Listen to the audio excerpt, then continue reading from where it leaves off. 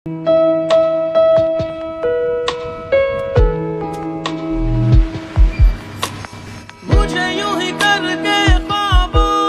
પંકજ, આજે કેટલાનો ધંધો થયો? હા શેઠ, મેં ગણ્યા નથી. ગલ્લામાં તમે જોઈ લો ને એકવાર.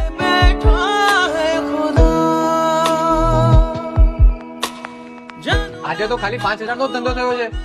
આજે તો સારા રૂપિયા આયા છે, નહીં તો રોજ આટલા પણ નહીં આવતા.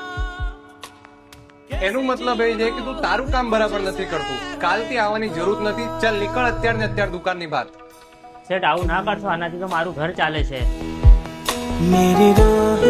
આવો બેન. પંકજભાઈ છે? ના બેન, પંકજભાઈ તો નથી, પણ તમારે શું જોઈએ છે હું બતાવી દઉં છું. સારું, પંકજભાઈ નથી ને તો મેં પછી આવી. આવો આવો શેઠ. જી પંકજભાઈ છે? ના, પંકજભાઈ તો નથી, પણ તમારે શું જોઈએ છે બોલો ને. ના શેઠ, પંકજભાઈ હોય તારે આવીશ. હા ને, ચાલો.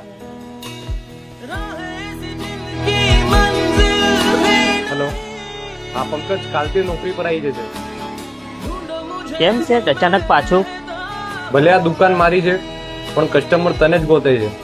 ઠીક છે શેઠ, એક વાત કહું, નાના મોટે મોટી વાત તો શેઠ માલિકથી નહીં ચાલતી, નોકરથી જ ચાલે છે શેઠ.